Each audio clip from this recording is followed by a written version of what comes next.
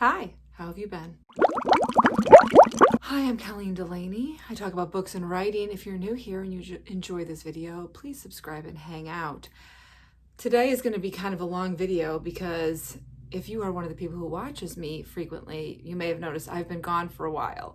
And that is twofold. One, I went on an amazing vacation that was fantastic, and it was our first trip outside the tri-state area since we were a family of 6, so it was very, very exciting because that's been a long time. The last time we did that, I was 5 weeks pregnant with the twins, who are 6.5, and also because it's summer and I am a stay-at-home mom with 4 children, and camp doesn't start until next week for 2 of the kids and not until the week after for the other 2. So I tend to really be one of those parents that, we chill in the summer. We don't do camp all day, all summer. We have a lot of downtime, and because of that, I don't have a lot of time to myself, but it's been very nice. Without further ado, in this video, we're going to both talk about everything I read in June, what's on my no by July, because I always do that. Not always, but for the past couple Julys, I don't buy any books in July because I tend to buy so many books at the beginning of the summer. So I'm giving myself a month of not buying books. I did pre-order one. And then at the end, I'll talk a little bit about what's going on in my writing life. So yeah, this is going to be a very, very long video. Wish me luck. I just put all my kids outside with a cooler filled with water bottles and a ton of snacks. And my husband is working from home he can see them in the yard. So if there's an emergency, we're fine. But let's get started. I forgot, the first thing I want to start with is what I bought for myself when I was on vacation, which I went to 2 amazing bookstores, only bought myself something at one. One was called On Paper, and it was in Sydney, Nova Scotia, which is a city on Cape Breton in Nova Scotia, which was amazing. And the first thing I got myself there was this little pin that says Beware the Well-Read Witch, which I don't think I'm gonna be able to get to focus, but I have it sitting on my desk now and I love it. And the second thing I got at that shop is this, The Druid's Tune by O.R. Melling. This is a super out of print book. In 2007-ish, I was obsessed with O.R. Melling. She wrote this wonderful YA fantasy quartet that was The Hunter's Moon, The Summer King, The Lightbearer's Daughter, and I'm not gonna remember the 4th one. I can't remember what the 4th one was called, but I was obsessed. I met her. She came to the bookstore I worked at and did an event. I knew she had written a book a long time ago, but that you couldn't get it anywhere. And I was going through the used book section of this wonderfully cute bookstore and found it. And I was thrilled. It's got some really, really good maps. I love a book with a good map. It has more than one map in here, which is even better. And I can't wait to read it. I don't know if I'm going to read it right away or if I'm kind of going to save it for a little while, but she writes very much like high fantasy Irish mythology books. So I can't wait to get into that. Next, when I was in Sydney, there was this really cute witch shop that I found, which I can't remember the name of, but I took a picture of. So I will write the name across here. And the stuff there was pretty expensive, but this was a really cute print that I loved, partially because it reminded me a little, the whole trip we were on. So we were in Eastern Canada and Maine, reminded me of the setting of The Witches of Star Island, which is not, Star Island is not a real place. It's a place that I came up with, but I modeled it a little bit after Bar Harbor in Maine, which is not an island. Well, it kind of is, but not a traditional island in the sense Witches of Star Island is, out in the middle of the Atlantic. But so we were in Bar Harbor, Maine. We were all over Nova Scotia. We were on Prince Edward Island. And just the whole time I was there, I felt like I was in this setting that I had been living in my mind for 5 years. But so that really reminded me of what I picture the coast kind of to look like in Star Island. And then also getting ahead of myself, but in, 4 years, there'll be a spin-off series. And this is very much what the spin-off series looks like in my brain. And then lastly, when we were in Halifax, it was extremely hot and my kids were falling apart because it was 95 degrees, which is a little too hot for them. Also, we live in very flat lands, and we were in very, very hilly lands, which was hard for their little legs. But I bought myself this beautiful little ceramic bowl that was by a local artist, and I'm not gonna be able to read the artist's name right now. Hold on. It's Kate, P-E-I-N-B. No, all Kate. PEI is Prince Edward Island, NB is New Brunswick, and NS up here is Nova Scotia. So all Kate I'm going to Google that person, because there was the shop I went into had a huge stand of this kind of pottery. And there were some huge ones that were beautiful, that were very expensive. And I was worried that they would break in my suitcase on the way home. So I got this little tiny one. It's been living on my bookcase and I love it. And then I also bought this amazingly good smelling soap called The Laughing Pear that's made in Nova Scotia. I got the milk and honey scent. It smells so good. I kind of don't want to use it. I've been keeping it on my desk and just smelling it. But eventually I'll use it. So now let's talk about everything I read in June. I read 2 groups of things. I read Book of the Month and I read ebooks, 2 of which were ARCs. So we're going to start with Book of the Month. I was really far behind in my Book of the Month reads. I started the month with my new books. I had 8 Book of the Months that I hadn't read yet. And so I did read 4 this month, which I was really proud of myself about. So I don't even really remember the order in which I read them, other than the one that I read last. So we're just gonna do it like this. I read Shark Heart by Emily Haybeck, and this book was so interesting, and I understand why people had kind of a hard time classifying it. First of all, I cried so much reading this book. It was one of those things where you just kind of are weeping along with the characters. It's about a man and a woman who get married, and right after they get married, the man finds out that he's turning into a great white shark. And the woman he marries had a mother who this happened to. And this is happening to people. People are turning into wild animals and they're slowly losing themselves. To me, it felt like what it feels like to have a loved one go through a horrible illness that's either Alzheimer's or cancer or something. I'm going to cry thinking about it. So if you have someone that you've watched go through a horrible illness, this book will probably be very moving, but also probably be a little bit hard to read, because it was a little hard for me to read. But it was so beautiful, and I'm really glad that I did read it. But I think everyone should know that going in, if you're not looking for something that's going to make you pretty upset. And now we're going to talk about other books, because I don't like being emotional. Oh my God, let me have a sip of my tea. I'm drinking this really good. I love this. It's sparkling white tea with pomegranate juice from Trader Joe's. I go to Trader Joe's once every 2 months because it's not by my house. And I went 3 days ago, so my house is full of Trader Joe's goodies. Moving on. Okay. Whew. The next Book of the Month book I read was The Return of Ellie Black by Miko Jean. This book was a little bit of a harder read for me, and I'll explain why. So it's a thriller, and it's about a detective whose sister has gone missing 20-ish years ago, and then suddenly this girl who had been missing comes back. Ellie Black, she's been missing for 2 years, and she comes back. And it's about trying to figure out who took her and what's happened to these other missing girls.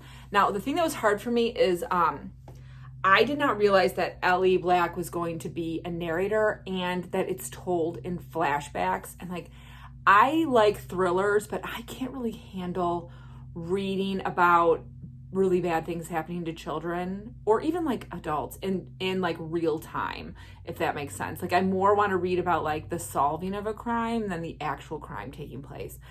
Also, I did not like the ending of this book at all.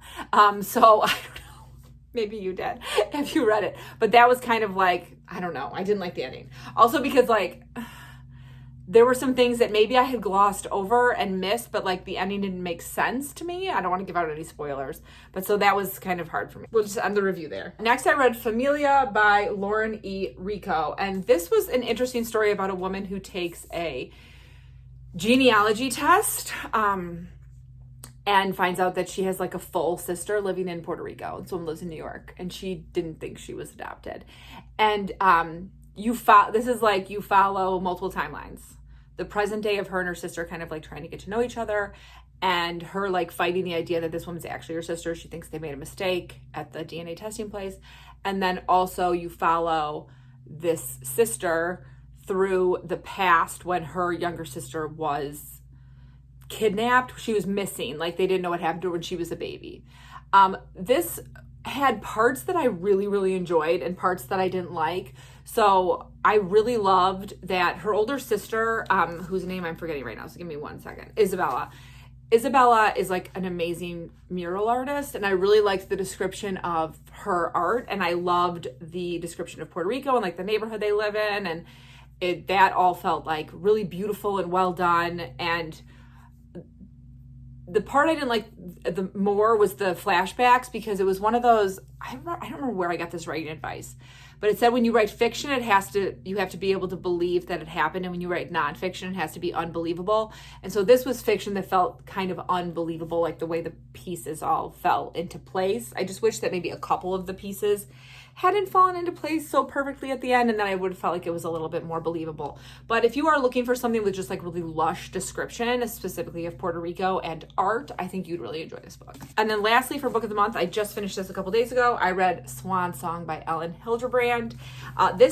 So she said this was going to be her last Nantucket book, but then if you read the afterword, she's like, I don't know, it might not be my last. I'm just not going to continue to put out one a year, which is insane. I couldn't believe that she's actually been putting out a book a year about Nantucket. Like, I can't, that just seems overwhelming.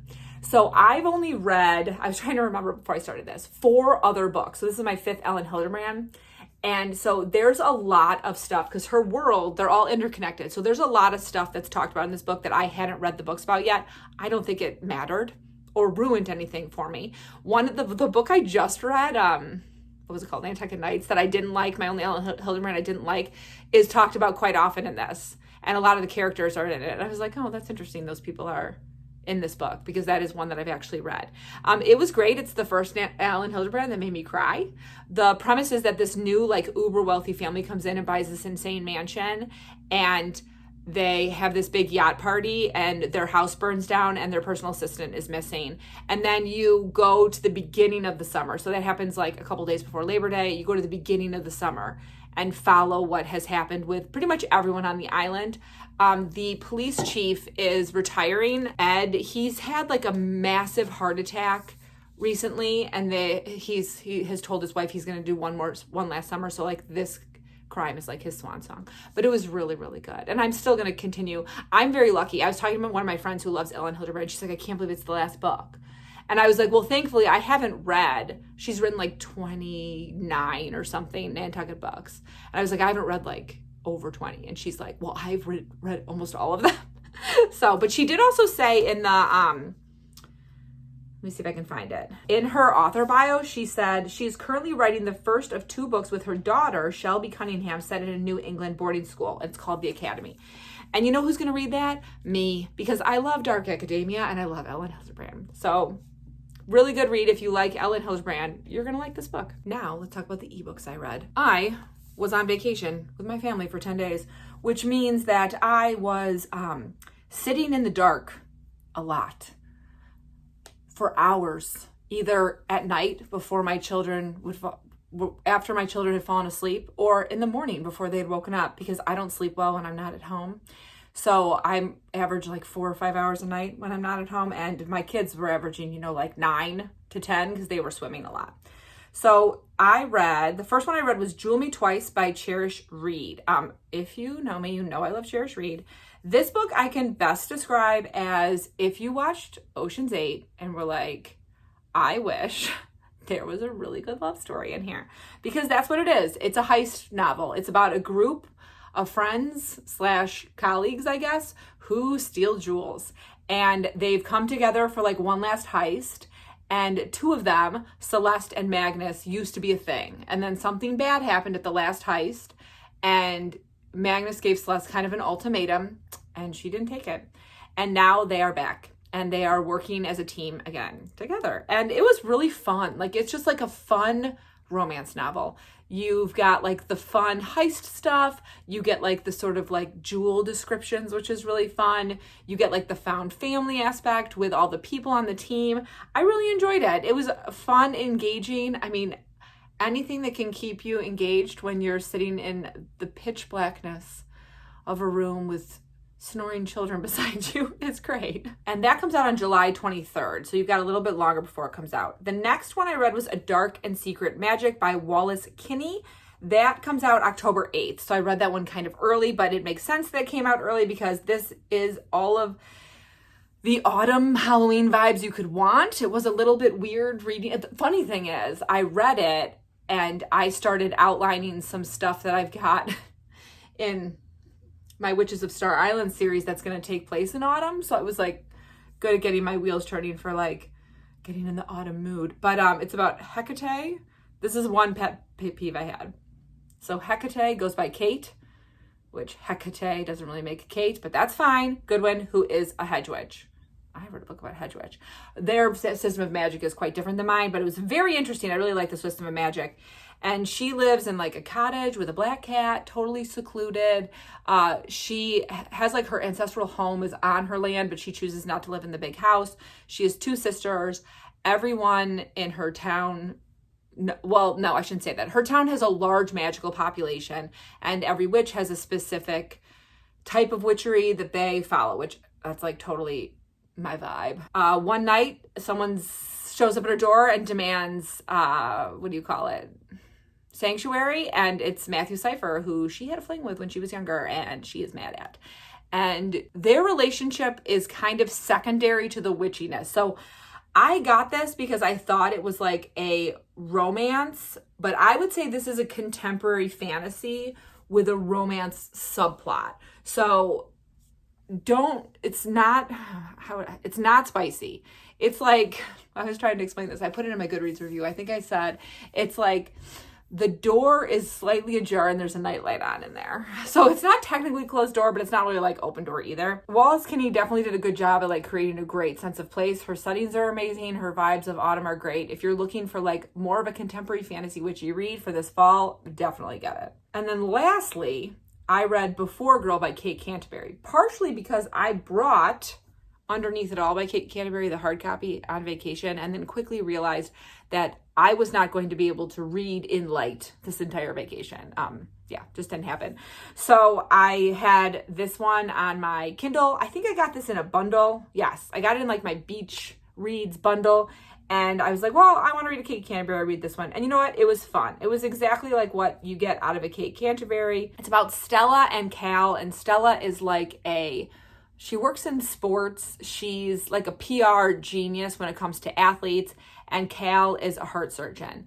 And it's kind of just like a traditional, like, watch these 2 people fall in love. Stella has a lot of rules. She doesn't like commit to anyone, and Cal is just kind of like obsessed with his work. They have a very cute meet cute because they both, like, she walks and he runs around this area in Boston. I think we're in Boston, right? Are we in Boston or are we in DC? I think we're in Boston. Aren't we usually in Boston for Kate Canterbury? But there's this like pond or whatever this trail, and she walks and he runs, and he's been seeing her for months, like trying to think of what to say to her. And then he like runs her over accidentally one day. And then he's like, well, this isn't how I wanted to say hi. And she does no memory of him whatsoever, which was very cute. It's a little insta-lovey because they do have this like immediate attraction, but it worked for me because I'm not someone who ever thinks like insta-love's bad. I mean, I knew my husband in high school, but I hung out with him once and we've been together ever since. So that's not far-fetched for me. But yeah, a solid Kate Canterbury read. It's a series. I'm probably not going to continue with this series because I have the other series in hardback, and I think I'm going to go with that one first. Okay, so that's everything I read in June. Now let's talk about my No by July. So as always, I'm going to talk about way more books than I could ever possibly read because I like to kind of mood read, but I mood read in terms of like, this is what I've got, so I have to pick something from it. So I'm currently reading Honey by Isabel Banta, which is a book of the month pick, obviously. I'm on page 100 out of like 3 something, I think. Yeah, like 320-ish. And I'm not loving it, but I'm not disliking it. I bought this because I wanted to get Swan Song, which was an add-on, so I needed to pick one of the books of the month, so I grabbed this one. It's interesting to read because it's very much like my generation. So the main character, when I started it, I thought she was going to be a Britney Spears. But now I feel like her friend is the Britney Spears and she's like the Christina Aguilera of it all. And if you are not, between the ages of 35 and 45 and you have no idea what I'm talking about, they were kind of like the pop princesses in a time when the media treated them very badly and treated them very inappropriately for their age. And so right now Amber is she was in a girl group and now she's not in a girl group and she's like a single out. And so we're going to watch her fly up to stardom. It's written very lit ficky. Well, I don't even know if that's the right way to describe it. It's not, the writing style is not what I pictured for this kind of book. That doesn't matter. But I am going to reserve my review until I'm done reading it. But I'll probably finish this in the next couple days. We've been kind of busy, so I haven't been reading a ton. And by we, I mean me. Next, I still haven't read The Ministry of Time by Kellyanne Bradley. I want to read it. I'm just very worried that it's going to be sad. And I guess I probably shouldn't be that worried that it's going to be sad. But it's about time travel and a person who's brought forward from the 1800s. And then he's going to fall in love with the scientist that's watching over him. So like Kate and Leopold, but science. And yeah, I want to read it. I just have been waiting and waiting and waiting. I don't know. Sometimes I feel like it's bad when I wait a long time, because then if I don't hear any reviews, I start to be like, well, did people hate it? They're not talking about it. But if they hated it, then they probably would have talked about it. So I don't know. I'll get to it. And then I have 2 books I picked as add-ons, because I told myself I hadn't been reading enough historical fiction lately. And so then I got 2 historical fictions and I haven't picked them up yet. So it's The Great Divide by Cristina Enriquez, which I got this a while ago. I think I got this in May, maybe even April. When did you come out? It doesn't say. I think in May. I think I got this in May. And it's a fictional telling of the building of the Panama Canal, which would be cool and sounds awesome. I just need to pick it up and read it. And then I got Shelterwood by Lisa Wingate, which this I know takes place in Oklahoma, and it's about pioneers. So you jump between Oklahoma 1909 and Oklahoma 1990, and I love dual timeline stories, so I think that would be really fun. I just need to read it.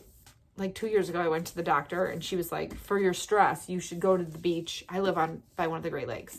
Which, if you've never seen a Great Lake, you don't really understand what it means when you say, like, go to the beach. It's similar to going to the beach on an ocean. And she was like, I want you to go to the beach by yourself 3 days and bring a book. Like, that sounds fun, but I still haven't done it.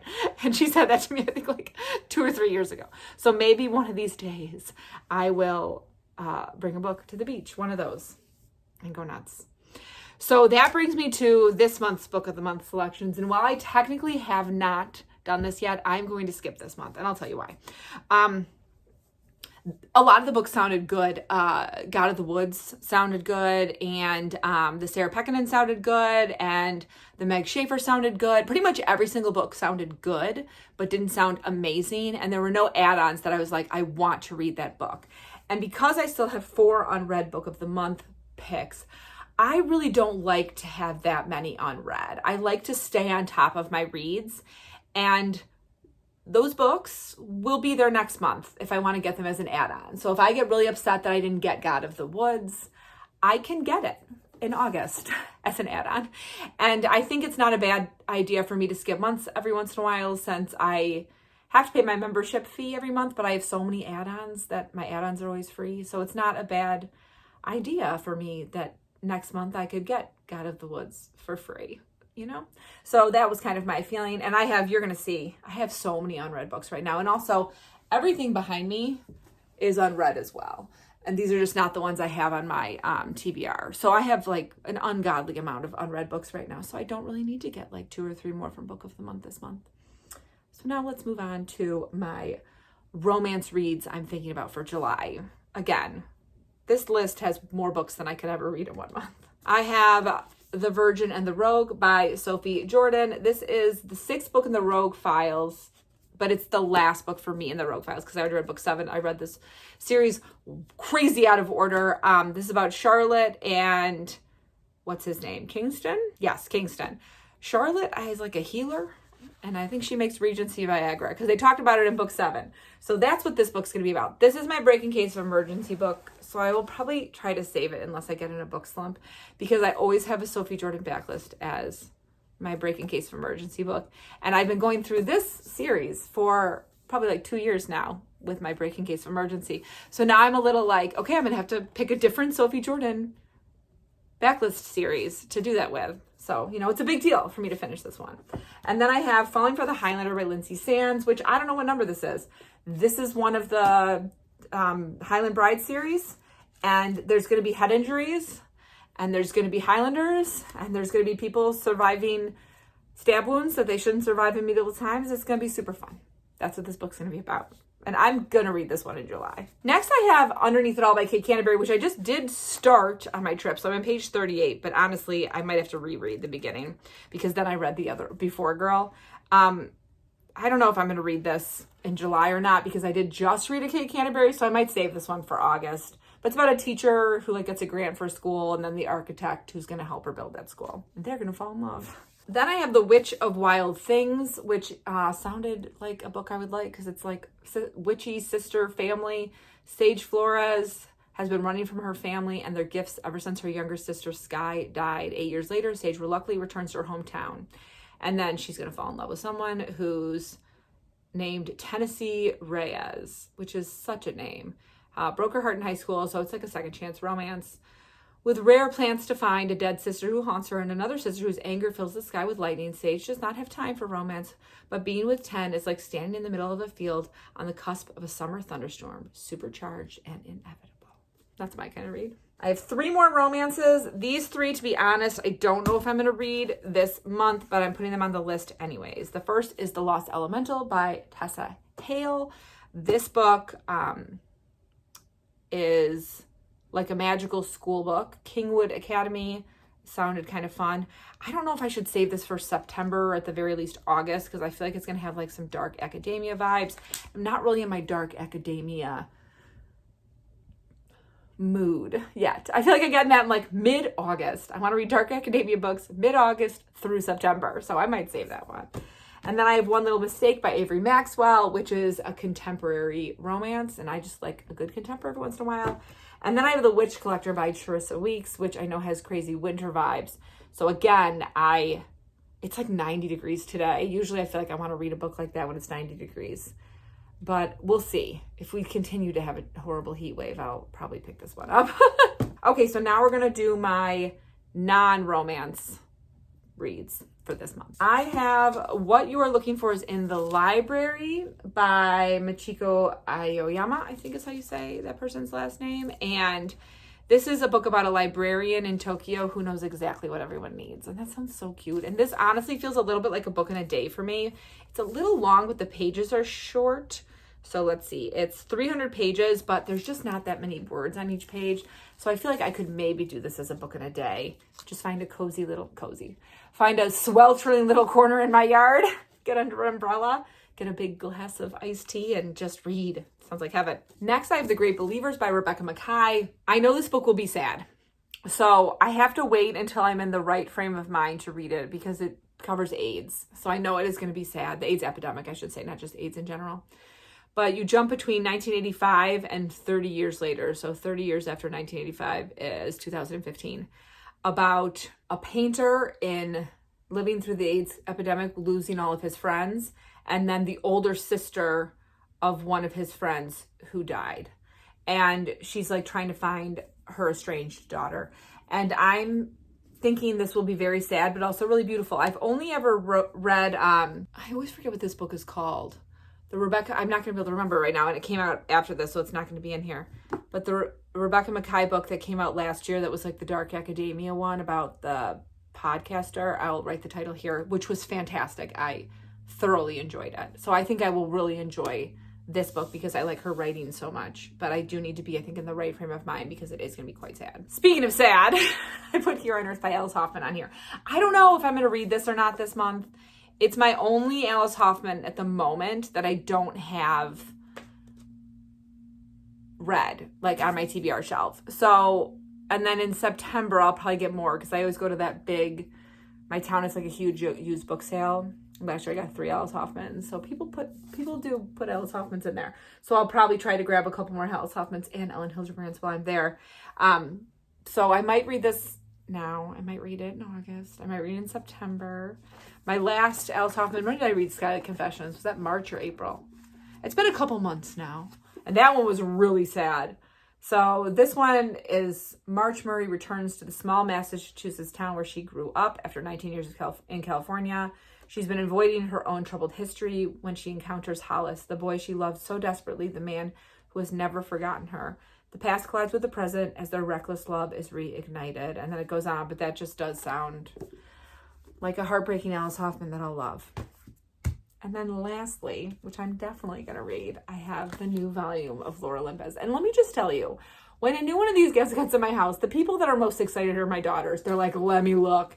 And I'm always like, let me flip through it first, because I don't know if these are suddenly going to become like spicy. But as far as I can tell, no. But my daughters are just obsessed with the illustrations, which obviously, I mean, they're gorgeous. And I know that Lore Olympus finished, like the webtoon finished. So there is an end. And I think I am, like, I said after reading the last one that I was kind of like, meh, because I was getting a little bored of the story, but then it ended really well. So I think I've just committed. I'm going to get this entire series, all of the books, and my daughters can read them when they're in high school or middle school, probably like 7th grade. And then we can all talk about them. And they're the only Hades and Persephone retelling in which Hades is a good guy that I like. This video has gotten wildly long, but if you are someone who also hangs out for my writing, I'll give a quick writing update here. If not, I'll see you at the next video if you're just here for book reviews. So what's going on? So a lot's going on. I have a book coming out in August, Protecting His Mate, which is the 4th book in the Wolves of Luven series. And then I am also currently doing edits for Witches of Star Island #2, which I'm not doing an official announcement on yet, but you'll get one soon with all the wondrousness of it, which I'm very excited. At the same time, I'm also writing the second draft of the Witches of Star Island book 4, because that's kind of how writing works. I want to have the second draft of that done by September, and I want to have the first draft of the last book in the series done in early 2025. So I'm quite busy. I'm also doing some other writing stuff. I'm second and a half, what is that? Draft 2.5 of the Wolves of Luven book 5 I'm working on. I'm outlining the rest of the Wolves of Luven series. So that's going to be complete out in the world pretty soon. And then I have a couple other ideas that I've been like playing with loosely. And that's going to bring me to this YouTube channel and the frequency in which videos are going to come out. I've kind of made my peace with the fact that I'm not going to be able to release very many videos this summer, just because of the nature of what my family life looks like right now and what my writing career looks like right now. And that is that both are very busy. I love YouTube, but it takes a backseat to both of those things, which makes sense. I'm not monetized on YouTube, so I do this for fun. And obviously I am monetized for writing and, not monetized as a mom, but, important. So I think for July and August, we're probably looking at 2 videos a month, might be all I can get out. And then once my kids are back in school in September and I can get a little bit more of a normal schedule, I will start releasing more frequently, which, kind of makes sense. Summer's kind of a wild time for all of us, or maybe not. I say that, but like when I used to be a teacher or a school librarian and not have children, summer was like my dream free time. I could do whatever I wanted, but it's been a long time since, it's been 11 years since my life looked like that. So I will say that if you read The Hedge Witch and you liked it and you're not subscribed to my newsletter, I would very much recommend subscribing to my newsletter, because you're going to get some bonus stuff that I had to take out in the newsletter. That's only going to be for newsletter readers. So if you really loved that book, I do recommend subscribing to my newsletter, even if you're going to for a couple months, and then you can always unsubscribe. You also get a free copy of The Forest Witch, which is like a super short novelette that I wrote about a witch and a warlock falling in love in the Pacific Northwest on a rainy autumn weekend. Okay, so that's enough pitching for me. If you're still here, thank you. Thank you for listening to my writing spiel. I know the majority of the people who come here for book reviews and stuff like that, but first and foremost, I am a writer. And so I appreciate anyone who even just listens to me talk about my books. But if you're still here, thank you. And in the comments, please let me know what the best book you read in June was, or what you're most excited to read in July. If you've read any of these books that I talked about today and want to talk about them, please comment. I'm very good about commenting back. And if you've made it this far and you don't want to write words, please give me a burning hot sun emoji, because that's how hot it is right now. And now that I'm wrapping up this video, you can all wish me luck, because I'm about to embark on taking 4 children to the pool. So I told them if they were good and they've been good, we would go to the pool. So we're going to go to the pool. And always, if you have any questions about my books or anything like that, you're welcome to put them in the comments. I'll most likely answer you unless I can't for like contract reasons. As always, I hope you're in the middle of a good book, about to start reading a good book, or about to start writing a great book. I'll see you soon.